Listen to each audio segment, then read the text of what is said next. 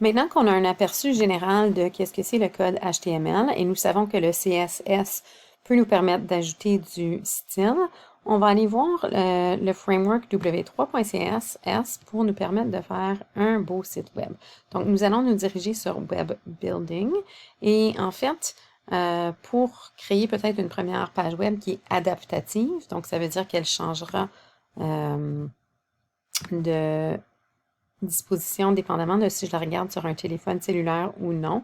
Donc, en fait, juste pour vous montrer ce que je veux dire, si je regarde ici les trois bonhommes un à côté de l'autre, si je vais dans, en fait, mes outils de développement, on peut en fait ici, sur le petit bouton à la droite, je peux regarder mon site ressemblera à quoi sur un iPad? Mon site ressemblera à quoi sur un iPhone? Donc, on peut voir que mes trois petits bonhommes, 1, 2, 3, sont un en dessous de l'autre si je les regarde sur un téléphone, tandis qu'ils sont un à côté de l'autre si je les regarde sur un ordinateur. Donc, c'est ce qu'on veut dire par responsive ou en français adaptatif. Donc, normalement, pour avoir un site web adaptatif, on va utiliser des sections. Donc, on va utiliser la balise div et on va utiliser le code CSS, Cascading Style Sheets. Donc, puisqu'on utilise le w3.css, c'est plus ou moins déjà organisé pour nous. Donc, c'est une bonne idée de partir d'un gabarit. Donc, si je vais, par exemple, voir WebBand, c'est celui que je vous recommande pour pour un premier projet. Donc, si je prends ce code-ci, donc je peux cliquer sur Try It Yourself ou je peux juste le copier, le coller. Donc, je vais prendre le code, puis en fait, je vais le mettre dans mon projet. Donc, et j'aurai maintenant le squelette de ma page web. Donc, au lieu d'avoir, au lieu d'écrire title, je peux écrire le nom de mon projet, peu importe, et ainsi de suite. Ici, bon, en fait, comme vous savez, cette image-là n'existe pas. Je n'ai pas de dossier image. Et dans Glitch, comme on sait, si je veux une image, j'utilise le URL complet. Donc, je pourrais, si je voulais mettre mon image ici, et ensuite, on pourrait aller faire un preview. Moi, j'aime bien toujours le regarder dans une autre fenêtre pour voir ce que j'ai. Donc, j'ai un squelette maintenant. OK, donc c'est une bonne idée de partir d'un squelette pour créer ta page web. Avant de continuer à ajouter des sections, c'est une bonne idée de, ici si je clique sur Web Layout, de faire un dessin sur une feuille de papier par exemple. Qu'est-ce que je veux avoir? Donc je veux une barre de navigation, je veux peut-être une image ici ou des diapositives. Si ça t'intéresse, ajouter quelque chose de dynamique. Comme des diapositives, tu peux aller apprendre comment le faire avec JavaScript. Mais sinon, peut-être que ce serait juste une image, une en-tête, des descriptions. Peut-être que je veux une vidéo et je veux un graphique Desmos et je veux du texte. Donc, c'est important d'avoir un plan. Donc, faites-le au crayon avant. Et une fois que j'ai mon plan, je vais aller choisir ce que je vais ajouter. Donc, peut-être que je vais aller ajouter de la navigation, par exemple. Donc, si je prends ce code-ci, je peux cliquer sur Try It Yourself si je veux. Je prends ce code-ci. En passant, ce qui est en vert ici, avec les symboles qui les entourent, ce sont des commentaires. Donc, c'est juste le navigateur qui va lire Navigation stays on top, par exemple. Je peux utiliser ce code-là et le mettre donc dans le body de mon site web. OK, donc j'ai le même commentaire qui se répète deux fois ici. Normalement, on aime utiliser de l'espacement juste pour que le code soit plus facile à lire, mais c'est pas nécessaire. L'ordinateur ne saura pas la différence. Donc ici, en fait, je vais peut-être changer. Donc, je vais changer ça. Moi, j'aimerais avoir une page d'accueil. J'aimerais avoir une page pour mes modèles mathématiques.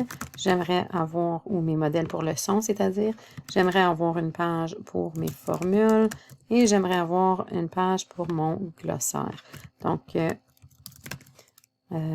ces pages-là, en fait, je vais les appeler, je vais créer ces pages-là. En fait, mon accueil, ça va être cette page-ci qui va être l'index HTML. Donc, ces pages n'existent pas présentement, mais je peux les créer, encore une fois, avec des squelettes. Donc, je vais probablement tout simplement recopier. Voilà. Donc, je peux changer le texte Donc, on peut voir ici, j'ai changé le texte, accueil, modèle, formule, glossaire. Et on peut voir notre menu ici à la droite. Donc, si je fais mon preview ici, je fais un refresh, on va voir que j'ai ce menu. On peut voir que mon image est coupée, qu'on n'aime pas.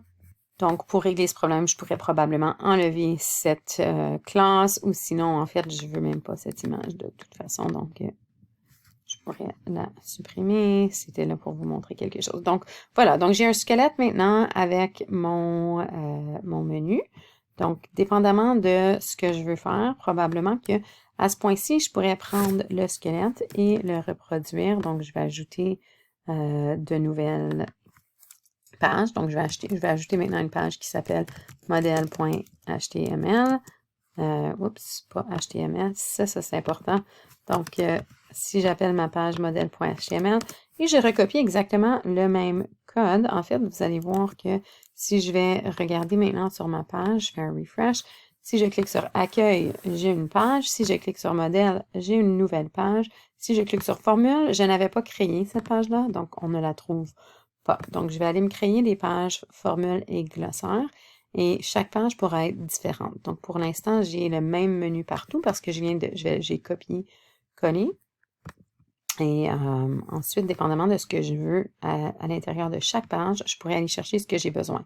Donc, par exemple, si je veux un titre et du texte, je pourrais tout simplement aller chercher ce contenu-ci et le mettre, par exemple, à ma page HTML.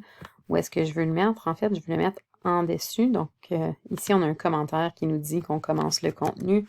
Donc, je vais le mettre à l'intérieur. Je n'avais pas d'image, donc je peux supprimer ça, mais je vais le mettre à l'intérieur de ma balise div, juste pour que ce soit plus lisible. Je peux faire des tabs. Et on peut voir maintenant notre contenu. Donc, peut-être que je vais parler du son. OK, donc si je fais un refresh, maintenant, j'ai ajouté ça à la page accueil. Donc, si je clique sur accueil, on peut voir notre contenu que je peux changer. Si je clique sur modèle, j'ai rien parce que je n'ai rien mis encore. Si je voulais peut-être en dessous de ceci, donc si on retourne sur notre site de W3 Schools, pour voir, donc je voudrais avoir 3 sections, une à côté de l'autre.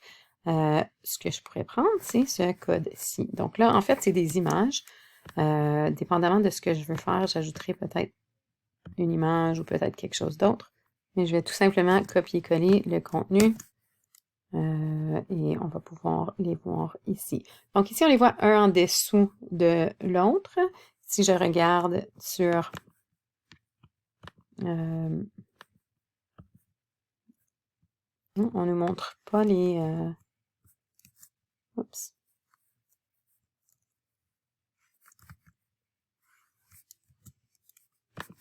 Refresh. OK.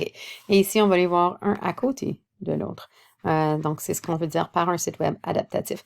Ici, j'ai une image qui n'existe pas. Donc, si je voulais, je pourrais aller mettre une image dans mes assets et changer le code ici pour pouvoir voir l'image. Si je choisis que je ne veux pas une image dans cette section-là, mais je veux plutôt du texte, je pourrais aller chercher une balise paragraphe et puis aller ajouter du texte à mon travail. Ce paragraphe, d'habitude, c'est P. Je ne sais pas pourquoi on ne la trouve pas. Voilà, le P. Donc, je pourrais aller chercher ceci et remplacer, au lieu d'image, moi, je voulais écrire du texte pour ajouter une explication, par exemple. Donc, si c'est le cas, on verra notre paragraphe apparaître dans cette troisième boîte ici. OK, on peut aller changer les couleurs et peu importe si on veut, mais essentiellement, c'est ce qu'on a ici.